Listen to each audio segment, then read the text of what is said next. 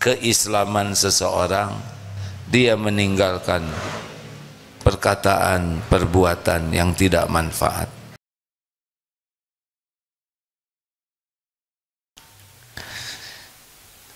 Halo, ini perjuangan, namanya majelis perjuangan lawan ngantuk ya.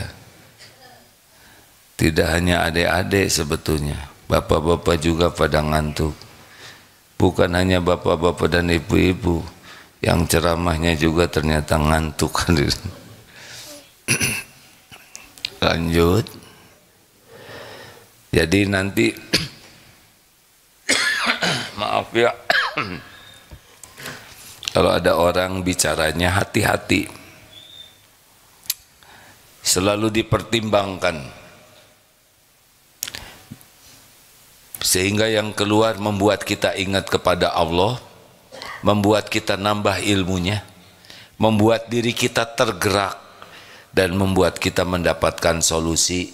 Itu orang yang bicaranya kualitasnya terbaik.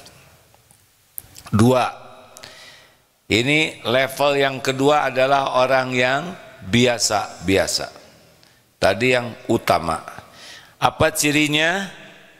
Orang yang biasa itu kalau bicara, ciri khasnya adalah menceritakan kejadian, peristiwa. Apa yang dia lihat, dia dengar, dia cerita. Ngomong terus. Ini kualitasnya di bawah. Kalau menceritakan sesuatu jadi ingat Allah, kalau menceritakan sesuatu jadi ilmu, kalau menceritakan sesuatu jadi hikmah, bagus. Tapi kalau hanya bicara banyak sia-sia, ini buang waktu. Orang yang banyak ngobrol kecenderungannya banyak buang waktu sia-sia. Ngaler ngidul, segala dibahas, segala diobrolkan. Ini rugi, karena tiap bicara pasti makan waktu, sedangkan waktu adalah aset kita, modal kita. Kualitas seseorang itu bisa dilihat dari bagaimana menggunakan waktu. Rasulullah SAW bersabda, min husni islamil mar'i tarkuhu malayani. Di antara kualitas keislaman seseorang, dia meninggalkan perkataan, perbuatan yang tidak manfaat. Hati-hati, kalau tidak penting-penting amat, diam sajalah. Wah, kalau diam nanti saya dianggap bodoh. Oh, itu bukan penghinaan, kan betulan kita bodoh. 3, turun nih ya. Utama, biasa. Kalau ini banyak sia-sianya, segala diceritakan, segala dikomentari. Turun ke sini, orang yang rendahan. Utama, biasa, rendahan. Apa ciri orang yang rendahan? Ini orang rendahan nih, cirinya ada. Kalau bicara negatif, jadi mengeluh, mencela, ngerasulo, menghina, pokoknya enggak ada yang baik kalau bunyi itu. Celetak-celetuknya enggak enak didengar. Komentarnya bikin sakit hati. Ada kan orang yang namanya tuh, apa tuh? Annoying, apa tuh? Bener? Bahasa Inggrisnya apa? Annoying, yang enggak enak aja. Ada orang yang kalau bunyi itu enggak enak. Kenapa ada orang yang kalau bunyi berkata sesuatu tidak enak? Tahu sebabnya apa? Karena hatinya tidak enak. Kenapa hatinya tidak enak? Karena hatinya banyak penyakitnya. Sombong, ujub, dengki. Kalau orang sudah banyak penyakit hati pada dirinya, misalnya ujub, merasa diri hebat, sombong, suka meremehkan orang lain, dengki, tidak suka lihat orang lain dapat nikmat, di sininya penuh penyakit, maka dia tidak nyaman.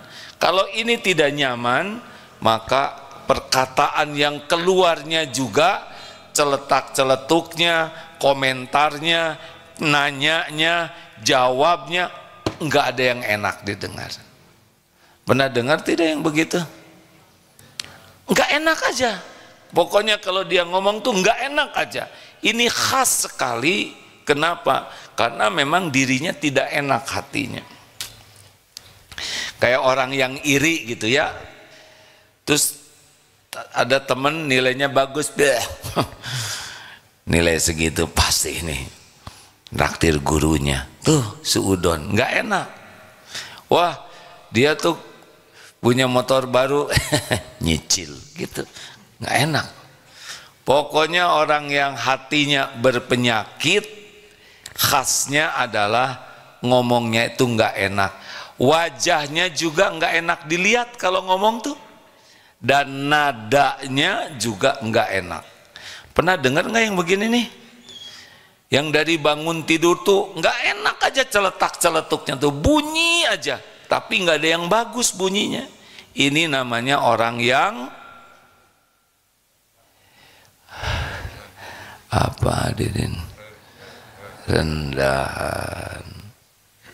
Hati-hati nih. Ada lagi? Ada. Namanya yang keempat, orang yang dangkal. Utama, biasa, rendahan, dangkal. Ada yang dari bangun tidur tuh ngeluh aja, Pak. Aduh, badan kayak remuk. Bohong. Kalau remuk dia nggak ngomong, bener. Ini kepala ini serasa belah. Hehe. Emang udah nyobain kepalanya belah? Bohong. Ini saya ini pinggang nih kayaknya patah-patah. Kalau patah di opname ya. Ada orang yang kalau ngomong tuh didramatisir. Lihat apapun nanti dia ngomentar, tapi komentarnya jelek. Nonton TV, acara nggak ada yang bagus gitu. Lihat pilpres, kacau pilpres sekarang. Apa aja dikomentarin. Pernah dengar tidak, Bu? Ibu, orang yang ngomongnya negatif terus pernah dengar tidak? Yang jelas pernah dengar tidak? Jelas suaranya? Jelas dong, suara sendiri ya. Bagaimana nggak jelas? Yang jelas kan suara sendiri. Berjuang, berjuang. Yang keberapa, Pak? Yang keempat, dangkal. Apa cirinya orang yang dangkal? Cirinya adalah saya, I, ogut, gue, ik, anak. Jadi selama ngobrol itu, kalau orang yang dangkal itu nggak ada yang dipikirkan selain ngangkat-ngangkat dirinya terus. Dia tidak peduli dengan apapun, tapi yang dia peduli cuma satu, dia mengekspos dirinya supaya diakui, dihargai, dihormati, dikagumi. Jadi kalau ngobrol tuh selalu ujungnya saya. Maaf, belum dapat cerita lagi nih, belum cari misal begini. Suara apa itu?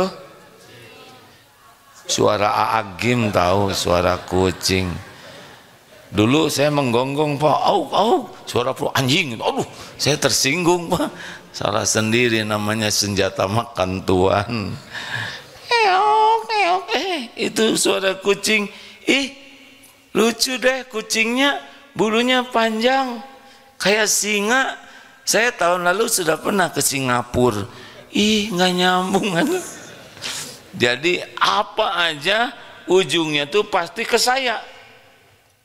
Lagi lihat celengan kan macam-macam tuh, yang dari keramik. Celengan sekarang macam-macam ya. Loh, ini ada yang gajah-gajahan. Bagus nih, tahu nggak? Gajah tuh lambang apa? Lambang ITB.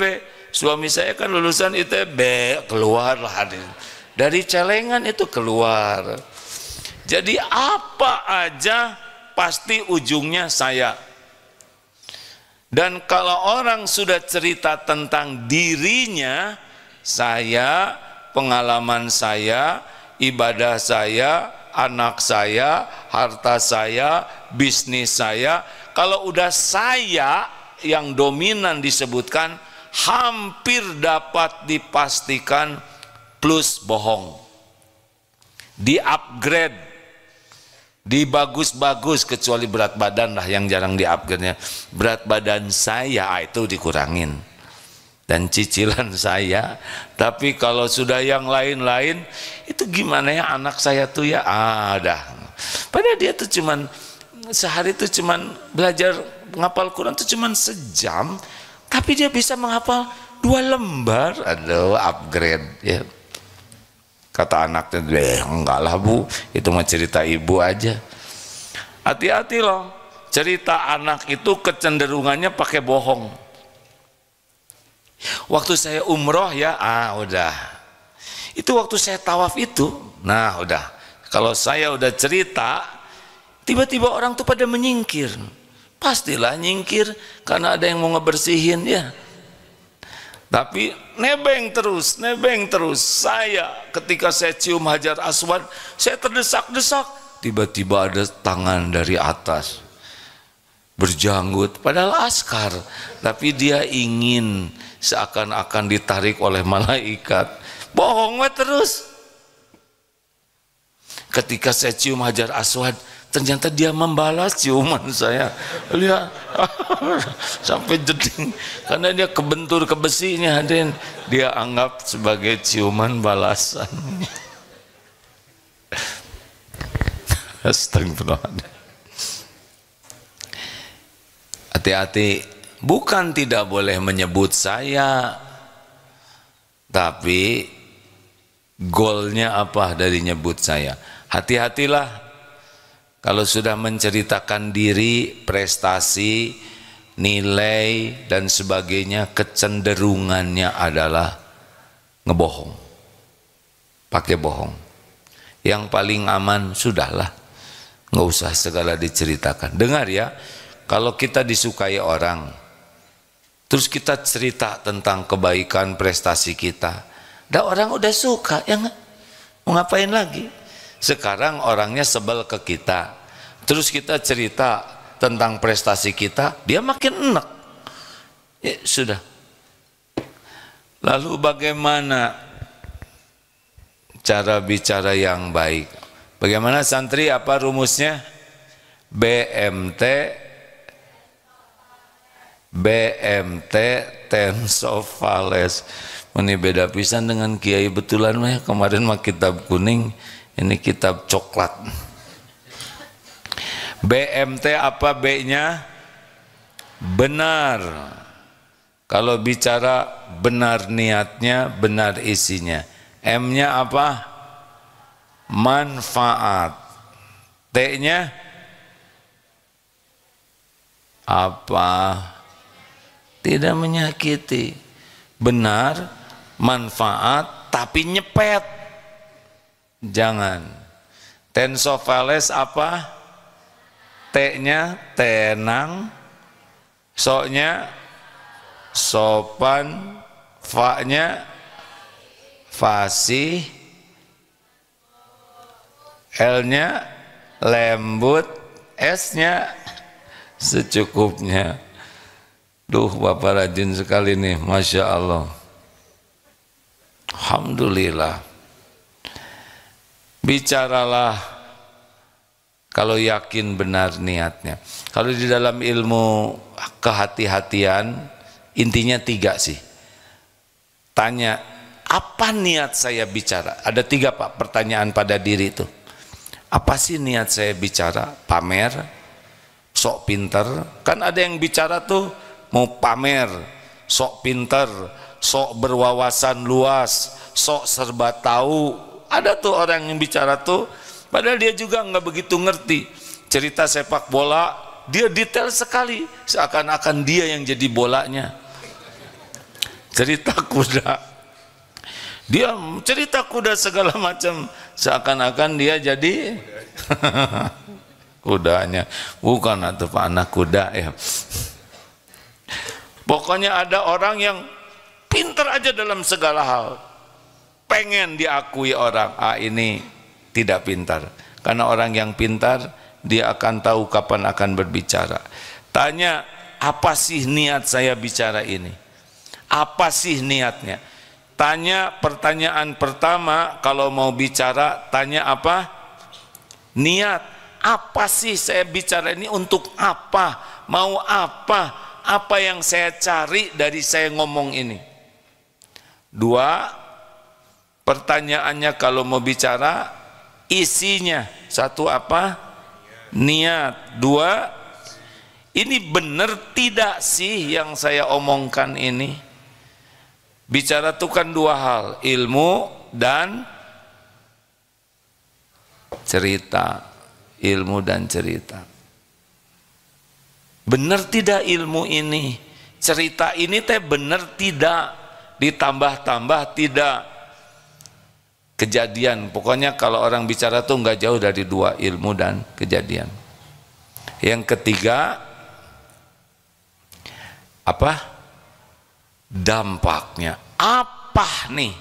Kalau saya udah bicara ini, apa dampaknya? Saya dapat pahala atau saya dapat dosa? Orang lain jadi dapat manfaat atau orang lain jadi terluka? Apakah ini memotivasi atau membuat orang lain jadi putus asa?